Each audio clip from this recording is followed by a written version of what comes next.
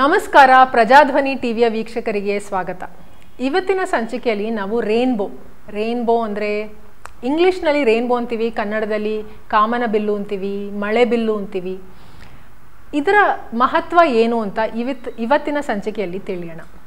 ಇದನ್ನು ಸಂಸ್ಕೃತದಲ್ಲಿ ಇಂದ್ರಧನುಷ್ ಅಂತ ಕರಿತೀವಿ. ಇಂದ್ರಧನುಷ್ ಅಂದರೆ ಇಂದ್ರನ ಧನುಷ್. ಇಂದ್ರ ಅಂದರೆ ವೇದಿಕಲ್ಲಿ ಇದು ಒಂದು ಯಾರೋ ವ್ಯಕ್ತಿಯ ಹೆಸರಲ್ಲ. ಇಂದ್ರ ಅಂದರೆ ಒಂದು ಪೋಸ್ಟ್, ಒಂದು ಟೈಟಲ್. ಹೇಗೆ ನಮ್ಮಲ್ಲಿ ಚೀಫ್ ಮಿನಿಸ್ಟರು, ಪ್ರೈಮ್ ಮಿನಿಸ್ಟರು ಅಂತ ಒಂದು ಪೋಸ್ಟ್ ಇದೆಯೋ ಹಾಗೆ ಇಂದ್ರ ಅನ್ನೋದು ಒಂದು ಪೋಸ್ಟ್. ಆ ಪೋಸ್ಟ್ನಲ್ಲಿ ಯಾವ ವ್ಯಕ್ತಿ, ಯಾವ ಹೈಯರ್ ಬೀಯಿಂಗ್ ಇರ್ತಾರೋ ಆ ಜೀವಿಯ ಧನುಷ್ ಅದು ಇಂದ್ರಧನುಷ್.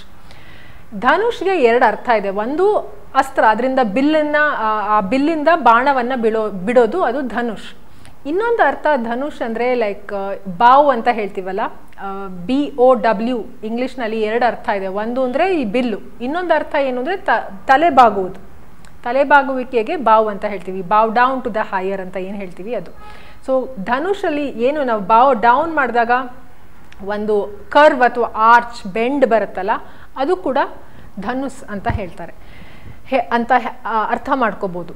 ಸೊ ಇಂದ್ರಧನುಷ್ ಅಂದರೆ ಇಂದ್ರನ ಧನುಸ್ಸು.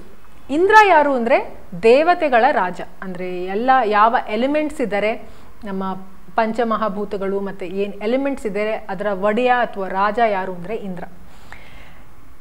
ಈ ಎಲ್ಲ ಏನ್ಷಿಯಂಟ್ ಕಲ್ಚರ್ಸಲ್ಲಿ, ವೇದಿಕ್ ಆಗಿರ್ಬೋದು, ಜುಡಾಯಿಸಮ್ ಆಗಿರ್ಬೋದು, ಕ್ರಿಶ್ಚಿಯಾನಿಟಿ ಆಗಿರ್ಬೋದು, ಅಂದರೆ ಸನಾತನವಾದದ್ದು ಯಾವುದು ಅಂದರೆ ವೇದಿಕ್. ಅದು ಬಿಟ್ಟು ಇನ್ನು ಇವಾಗಿನ ಏನು ಮಾಡರ್ನ್ ಕಲಿಯುಗದಲ್ಲಿ ಬಂದಿರೋ ರಿಲಿಜನ್ಸ್ ಇದೆ ಅದರಲ್ಲೂ ಕೂಡ ಕನ್ಸಿಡರ್ ಮಾಡ್ತಾರೆ ಅಂದರೆ ರೇನ್ಬೋಗೆ ಯಾವಾಗಲೂ ಒಂದು ಅರ್ಥ ಇದೆ. ಏನು ಅಂದರೆ ಅದು it is a sign of divine mercy. ಅಂದರೆ ಅದು ಪರಮಾತ್ಮನ ಕರುಣೆ ಅಥವಾ ಕೃಪೆ, ಅದರ ಸಂಕೇತ. ಯಾವಾಗ ಅಂದರೆ ಯಾವಾಗ ಒಂದು ದುಷ್ಟತನದ ಒತ್ತಡ ಬರುತ್ತೆ, ಒಂದು ದುಷ್ಟತನದಿಂದ ಒಂದು ಒಪ್ರೆಷನ್, ಇಲ್ಲಿ ತುಂಬ ದಬ್ಬಾಳಿಕೆ ನಡೆಯುತ್ತೆ ಆಳ್ವಿಕೆಯಲ್ಲಿ, ಮತ್ತು ಯಾವಾಗ ಪರಮಾತ್ಮನ ಕಡೆಯಿಂದ ಒಂದು ಜಡ್ಜ್ಮೆಂಟ್ ಬರುತ್ತೆ, ಆ ಸಮಯದಲ್ಲೆಲ್ಲ ಪರಮಾತ್ಮನ ಮರ್ಸಿ ಅಂದರೆ ಪರಮಾತ್ಮನ ಕೃಪೆ ನಮ್ಮ ಮೇಲಿದೆ ಅನ್ನೋದಕ್ಕೆ ಆ ರೇನ್ಬೋ ಒಂದು ಸಂಕೇತ. ಇದು ಒಂದು ಪ್ರಕೃತಿ ಮತ್ತು ಪರಮಾತ್ಮನಿಗೆ ಇರುವ ಒಂದು ಕನೆಕ್ಷನ್ನ ಕೂಡ ತೋರಿಸುತ್ತೆ. ಯಾಕಂದರೆ ಇದು ಆಗ್ತಾ ಇರೋದು ಪ್ರಕೃತಿಯಲ್ಲಿ, ಮತ್ತು ಇದು ಪರಮಾತ್ಮನ ಒಂದು ಚಿಹ್ನೆ ಅಥವಾ ಸಿಂಬಲ್ ಅಂತ ಕರಿಬೋದು. ಇದು ಎಲಿಮೆಂಟಲ್ ಬಾವ್ ಅಂದರೆ ಇನ್ನೊಂದು ಏನು ತೋರಿಸುತ್ತೆ ಅಂದರೆ ಸದಾಕಾಲ ದೇವತೆಗಳು ಪರಮಾತ್ಮನಿಗೆ ತಲೆ ಬಾಗಿಯೇ ಇರ್ತಾರೆ ಅಂತ. ಅಂದರೆ ಎಲಿಮೆಂಟ್ಸ್ ಅಂದರೆ ಈ ಪಂಚಮಹಾಭೂತಗಳು, ದೇವತೆಗಳು, ಅವರೆಲ್ಲ ಪರಮಾತ್ಮನಿಗೆ ಸದಾ ತಲೆ ಬಾಗ್ತಾನೇ ಇರ್ತಾರೆ ಅಂತ ಅದನ್ನು ತೋರಿಸುತ್ತೆ, ಎಲಿಮೆಂಟಲ್ ಬಾವ್. ಇದು ಯಾವಾಗ ಆಗತ್ತೆ ಅಂದರೆ ಪ್ರಕೃತಿ ತನ್ನ ಉನ್ನತ ಸ್ಥಿತಿಯಲ್ಲಿದ್ದಾಗ, ಒಂದು ತುಂಬ ಏನು ಹೇಳ್ತಾರೆ, ಇಟ್ಸ್ ಗ್ಲೋರಿಯಸ್ ಬೆಸ್ಟ್ ಅಂತ ಏನು ಹೇಳ್ತಾರೆ, ಅದರ ವಾತಾವರಣ ಅಷ್ಟು ಪರ್ಫೆಕ್ಟ್ ಆಗಿರೋವಾಗ ಆ ರೇನ್ಬೋ ಆಗತ್ತೆ. ಅದು ಇನ್ನೊಂದು ಏನು ಸೂಚಿಸುತ್ತೆ ಅಂದರೆ ಹೈಯರ್ ಫೋರ್ಸಸ್, ಅಂದರೆ ದೇವತೆಗಳು ಮತ್ತು ಸ್ವರ್ಗದಲ್ಲಿ ಇರುವಂತಹ ವಾತಾವರಣ ಮತ್ತು ಪರಮಾತ್ಮನ ಚಿಹ್ನೆ, ಇದನ್ನು ಪ್ರತಿನಿಧಿಸುತ್ತೆ. ಈ ಜೂಡೋ ಕ್ರಿಶ್ಚಿಯನ್ ಕಲ್ಚರ್ಸಲ್ಲಿ ಅವರಲ್ಲಿ ಒಂದು ಕತೆ ಬರುತ್ತೆ, ನೋವಾಸ್ ಆರ್ಕ್ ಅಂತ. ಕೆಲವರಿಗೆ ಗೊತ್ತಿರ್ಬೋದು. ಇದು ಆ್ಯಕ್ಚುಲಿ ತುಂಬ ನಮ್ಮ ವೇದಿಕ್ ಕಥೆಯಲ್ಲಿ ಏನು ಮತ್ಸ್ಯ ಅವತಾರ ಕತೆ ಇದೆ, ಅದೇನೇ ನೋವಾಸ್ ಆರ್ಕ್ ಅಂತ ಅವರ ಇದರಲ್ಲೂ ಇದೆ ಕತೆ. ಸೊ ಆ ಕಥೆಯಲ್ಲಿ ಏನು ಬರುತ್ತೆ, ಅದು ಭೂಮಿ ಫ್ಲಡ್ಸಿಂದ, ತುಂಬ ಪ್ರವಾಹದಿಂದ ಏನು ಮುಳುಗೋಯ್ತು ಆ ಸಮಯದಲ್ಲಿ, ಆವಾಗ ಪರಮಾತ್ಮ ಈ ಥರ ಒಂದು ಆಶ್ವಾಸನೆ, ಭರವಸೆ, ಒಂದು ಪ್ರಾಮಿಸ್ ಮಾಡಿದ್ದೇನು ಅಂದರೆ ಮತ್ತೆ ಯಾವತ್ತೂ ಭೂಮಿ ಫ್ಲಡ್ ಆಗಲ್ಲ, ಈ ಥರ ಫ್ಲಡ್ ಆಗಿ ಎಲ್ಲ ನಾಶ ಆಗಲ್ಲ ಅಂತ ಏನು ಭರವಸೆ ಕೊಟ್ಟಿರ್ತಾರೋ ಅದರ ಪ್ರತೀಕವಾಗಿ ಈ ರೇನ್ಬೋ ಬರುತ್ತೆ ಅಂತ ಅವರ ಕಲ್ಚರ್ಸಲ್ಲೂ ಇದು ಹೇಳಲಾಗಿದೆ. ಆದರೆ ನಮ್ಮ ವೇದಿಕ್ ಸನಾತನ ಧರ್ಮದಲ್ಲಿ ಇದು ಯಾವ ದೃಷ್ಟಿಕೋನವನ್ನು ಸೂಚಿಸ್ತಾ ಇದೆ ಅಂದರೆ, ಇದು ದೈವಿಕ ಸ್ವರ್ಗೀಯ ಬಿಲ್ಲು. ಅಂದರೆ ಸ್ವರ್ಗದಲ್ಲಿ ಇಂದ್ರ ಇರುವ ಸ್ಥಾನದಲ್ಲಿ ಯಾವ ಧನುಸ್ಸನ್ನು ಇಟ್ಕೊಂಡಿದ್ದಾರೆ ಅದು ಇಂದ್ರಧನುಷ್. ಇದು ಹೈ ಪಾಯಿಂಟ್ ಆಫ್ ನೇಚರ್ ಅಂತ ಕರೀತಾರೆ. ಅಂದರೆ ಯಾವ ಉನ್ನತ ಸ್ಥಿತಿಯಲ್ಲಿ ಪ್ರಕೃತಿ ಇದ್ದಾಗ ಆವಾಗ ಮಾತ್ರ ಈ ರೇನ್ಬೋ ಬರುತ್ತೆ. ಯಾಕಂದರೆ ಎಲ್ಲ ಸಮಯದಲ್ಲೂ ರೇನ್ಬೋ ಬರೋದಕ್ಕೆ ಸಾಧ್ಯ ಇಲ್ಲ. ನಮ್ಮ ಸೈನ್ಸ್ನಲ್ಲಿ ಏನು ಹೇಳ್ತಾರೆ ಅಂದರೆ ಮಳೆ ಬಂದಾಗ ಮತ್ತು ಬಿಸಿಲು ಬಂದಾಗ ಎರಡು ಬಂದಾಗ ರೇನ್ಬೋ ಆಗುತ್ತೆ ಅಂತ. ಆದರೆ ಅದಷ್ಟೇ ಅಲ್ಲ, ಇನ್ನೂ ಬೇರೆ ಇದೆ ಅದಕ್ಕೆ ಎಲ್ಲ ಕಂಡೀಷನ್, ಸುಮಾರು ಕಂಡೀಷನ್ ಎಲ್ಲ ಕರೆಕ್ಟಾಗಿ ಪರ್ಫೆಕ್ಟಾಗಿರಬೇಕು. ಆವಾಗ ಮಾತ್ರ ಅದು ಬರೋದಕ್ಕೆ ಸಾಧ್ಯ. ಒಂದು ಮುಖ್ಯವಾದದ್ದು ಏನು ಅಂದರೆ ಗಾಳಿ ಏರ್ ಏನಿರುತ್ತಲ್ಲ ಅದು ಫ್ರ್ಯಾಕ್ಟಲ್ ಆಗಬೇಕು. ಫ್ರ್ಯಾಕ್ಟಲ್ ಅಂದರೆ ಅದು 5 ರೇಷಿಯೋ ಕಡೆ ಹೋಗಿರಬೇಕು. ಆವಾಗ ಮಾತ್ರ ಅದು ರೇನ್ಬೋ ಆಗೋದಕ್ಕೆ ಸಾಧ್ಯ. ಗಾಳಿ ಒಂದು ಸರ್ಟನ್ ಟೈಪ್ ಆಗಬೇಕು, ಆವಾಗ ಮಾತ್ರ ಆ ರೇನ್ಬೋ ಆಗೋದಕ್ಕೆ ಸಾಧ್ಯ.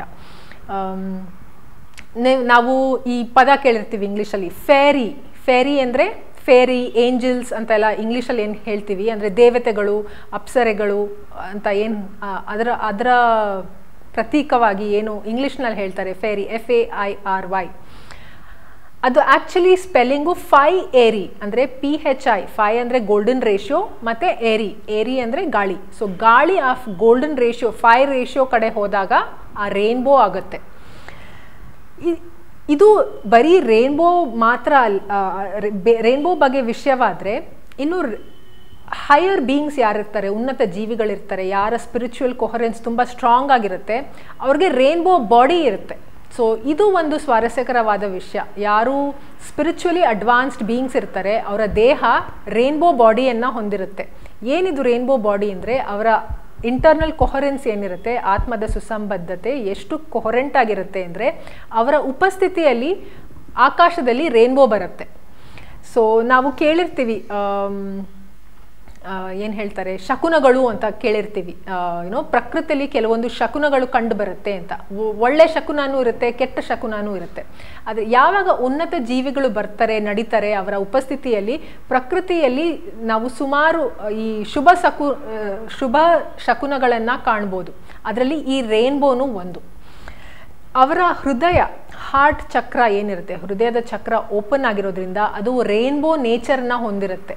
ಸೊ ಹೇಗೆ ನಾವು ಒಂದು ವಿಡಿಯೋನ ಪ್ರೊಜೆಕ್ಟರ್ ಮೇಲೆ ಪ್ರೊಜೆಕ್ಟ್ ಮಾಡಿದಾಗ ಆ ವಿಡಿಯೋ ಆ ಪ್ರೊಜೆಕ್ಟರ್ ಮೇಲೆ ಹೋಗಿ ತೋರಿಸುತ್ತೆ, ಅದೇ ಥರ ಅವರ ಹೃದಯದಿಂದ ಆಕಾಶನೇ ಒಂದು ಪ್ರೊಜೆಕ್ಟರ್ ಆಗಿ ಅವರ ಆ ಒಳಗಡೆ ಇರೋ ಏನು ರೇನ್ಬೋ ನೇಚರ್ ಇರುತ್ತೆ ಅವರ ಹಾರ್ಟ್ ಚಕ್ರದಲ್ಲಿ, ಅದು ಆಕಾಶದ ಮೇಲೆ ಪ್ರೊಜೆಕ್ಟ್ ಆಗುತ್ತೆ.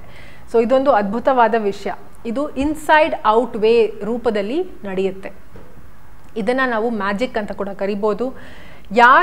ಆದರೆ ಏನೇ ಇರಲಿ, ಯಾರೇ ಆಗಲಿ ರೇನ್ಬೋನ ಅಥವಾ ಈ ಇಂದ್ರಧನುಷ್ನ ಯಾರೇ ನೋಡಿದ್ರು ಅವ್ರಿಗೆ ಕೂಡಲೇ ಒಂದು ಖುಷಿ ಆಗುತ್ತೆ. ಯಾರೂ ಕೂಡ ಅದನ್ನ ನೋಡಿ ದುಃಖ ಪಡಲ್ಲ. ಅವ್ರು ಯಾವುದೇ ಪರಿಸ್ಥಿತಿಯಲ್ಲಿರಲಿ, ಎಷ್ಟೇ ಅವರ ಮನಸ್ಸು ಬೇಜಾರಾಗಿರಲಿ, ಆ ರೇನ್ಬೋವನ್ನು ನೋಡಿದ ತಕ್ಷಣ ಅವ್ರಿಗೆ ಮನಸ್ಸಿನಲ್ಲಿ ಒಂದು ಅವ್ರ ಸ್ಪಿರಿಟ್ ಅಪ್ಲಿಫ್ಟ್ ಆಗುತ್ತೆ, ಒಂದು ಖುಷಿ, ಉಲ್ಲಾಸ, ಉತ್ಸಾಹ ಎಲ್ಲನೂ ಬರುತ್ತೆ. ಯಾತಕ್ಕಾಗತ್ತೆ ಇದು ಅಂದರೆ, ಯಾಕಂದರೆ ಇದು ಡಿವೈನ್ ಸೆಲೆಸ್ಟಿಯಲ್ ಸೈನ್. ಇದು ಒಂದು ಪರಮಾತ್ಮನ ಉನ್ನತ ಸ್ಥಿತಿಯ ಒಂದು ಸಂಕೇತ. ಇದು ಪರಮಾತ್ಮನ ಮರ್ಸಿ. ಇಲ್ಲಿ ಪರಮಾತ್ಮ ಅಂತ ಇದೆ ಅಂತ ಕೆಲವರಿಗೆ ಡೌಟ್ ಇರುತ್ತೆ, ಪರಮಾತ್ಮ ಇದನೋ ಇಲ್ವೋ, ಇದ್ರೂ ಇರ್ಬೋದು ಇಲ್ಲದೇನೂ ಇರ್ಬೋದು ಅಂತ. ಆದರೆ ಇದು ಒಂದು ಸೈನ್, ಪರಮಾತ್ಮ ಅಂತ ಇದೆ, ಮೇಲಿನ ಲೋಕ ಅಂತ ಇದೆ, ಇಂದ್ರ ಅಂತ ಇದೆ, ಉನ್ನತ ಸ್ಥಿತಿ ಅಂತ ಇದೆ.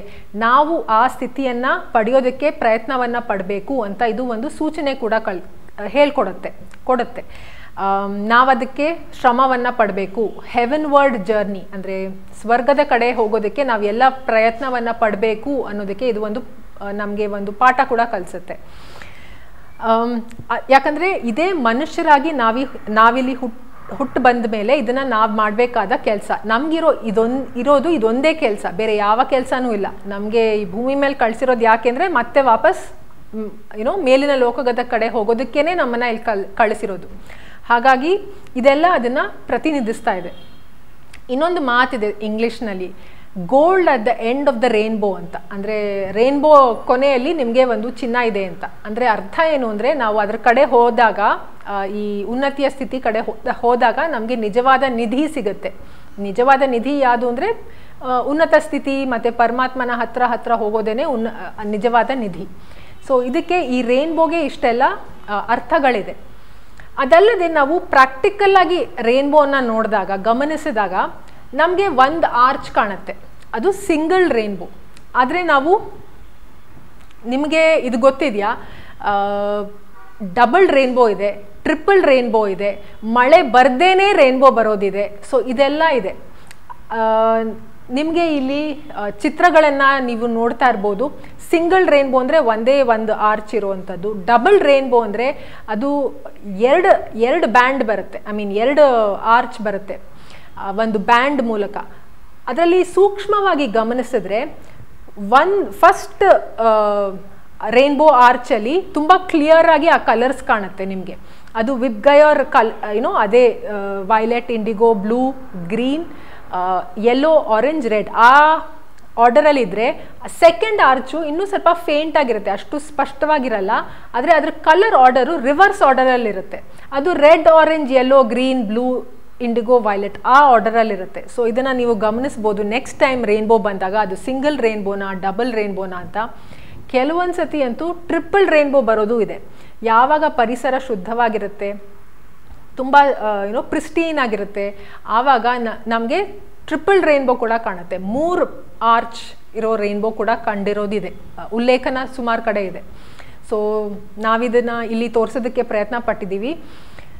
ಅದಲ್ಲದೆ ಮಳೆ ಇಲ್ದಿರಾನೆ ನಮಗನ್ಸುತ್ತೆ ಮಳೆ ಬಂದಾಗ ಮಾತ್ರ ರೇನ್ಬೋ ಬರುತ್ತೆ ಅಂತ, ಆದರೆ ಮಳೆ ಬರ್ದಿರಾನೂ ರೇನ್ಬೋ ಆಗೋ ಸಾಧ್ಯತೆ ಇದೆ. ಸೊ ಇದು ಕೂಡ ನಡೆದಿದೆ. ಇನ್ನೊಂದೇನು ಅಂದರೆ ಬರೀ ಆಕಾಶದಲ್ಲಿ ನಾವೇನು ಆರ್ಚ್ ನೋಡ್ತೀವಿ ಅದೊಂದೇ ರೇನ್ಬೋ ಅಲ್ಲ, ಸನ್ ಬೋ, ಮೂನ್ ಬೋ ಕೂಡ ಆಗತ್ತೆ. ಅಂದರೆ ಸೂರ್ಯನ ಸುತ್ತ ಒಂದು ರೇನ್ಬೋ ಬರುತ್ತೆ, ಅದನ್ನು ಸನ್ ಬೋಬ್ ಅಂತ ಹೇಳ್ತಾರೆ. ರಾತ್ರಿ ಹೊತ್ತು ಚಂದ್ರನ ಎಸ್ಪೆಷಲಿ ಫುಲ್ ಮೂನ್, ಹುಣ್ಣಿಮೆಯ ದಿನ ಅಥವಾ ಅದಿನ್ನೂ ಶುಕ್ಲ ಪಕ್ಷದಲ್ಲಿ ಅದು ವೃದ್ಧಿಸ್ತಾ ಹುಣ್ಣಿಮೆಗೆ ಹತ್ತಿರವಾಗ್ತಾ ಇರುವಾಗ ಆವಾಗಲೂ ಕೂಡ ಚಂದ್ರನ ಸುತ್ತ ಏನು ಒಂದು ಹೇಲೋ ಥರ ಕಾಣುತ್ತೆ, ಅದು ಮೂನ್ ಬೋ ಅಂತ ಕರೀತಾರೆ. ಸೊ ಇದೆಲ್ಲ ಪ್ರಕೃತಿಯಲ್ಲಿ ಸುಮಾರು ವಿಸ್ಮಯಗಳು ನಡೀತಾನೆ ಇರುತ್ತೆ. ಆದರೆ ನಾವು ನಮ್ಮ ಅಟೆನ್ಷನ್ ಪ್ರಕೃತಿ ಮೇಲೆ ಹಾಕದೇ ಇರೋ ಕಾರಣಕ್ಕೆ ನಮಗಿದು ಯಾವ ವಿಷಯವೂ ಗೊತ್ತಿಲ್ಲ. ಇತ್ತೀಚೆಗೆ ಬೆಂಗಳೂರಿನಲ್ಲೇನೆ ಮತ್ತು ಇಡೀ ಪ್ರಪಂಚದಲ್ಲಿ ಸುಮಾರು ಕಡೆ ಈ ರೇನ್ಬೋ, ಸನ್ ಬೋ ನಡೀತಾ ಇದೆ. ಇದು ನಿಮಗೆ ಗೊತ್ತಿದೆಯಾ? ನೀವು ಇದನ್ನ ರಿಸರ್ಚ್ ಮಾಡಿ ನೋಡ್ಬೋದು. ಯಾತಕ್ಕೆ ಎಲ್ಲ ಕಡೆ ರೇನ್ಬೋ ಮತ್ತು ಸನ್ ಬೋ ಯಾಕೆ ಆಗ್ತಾ ಇದೆ? ಬೆಂಗಳೂರಿನಲ್ಲೂ ಸುಮಾರು ಸತಿ ಸನ್ ಬೋ ಬಂದಿದೆ, ಆದರೆ ಯಾರೂ ಗಮನಿಸ್ತಾ ಇಲ್ಲ. ಸೊ ನೆಕ್ಸ್ಟ್ ಟೈಮ್ ನೀವು ಆಕಾಶದ ಕಡೆ ನಿಮ್ಮ ತಲೆ ಎತ್ತಿ ನೋಡಿದಾಗ ಇದನ್ನು ಖಂಡಿತ ಗಮನಿಸಿ. ಮತ್ತೆ ನಾವು ಮುಂದಿನ ಸಂಚಿಕೆಯಲ್ಲಿ ಇನ್ನಷ್ಟು ವಿಷಯಗಳ ಬಗ್ಗೆ ನಿಮ್ಮ ಹತ್ರ ಮಾತನಾಡೋಣ. ಅಲ್ಲಿಯವರೆಗೆ ಪ್ರಜಾಧ್ವನಿ ಟಿವಿಯ ವೀಕ್ಷಕರಿಗೆ ಧನ್ಯವಾದ.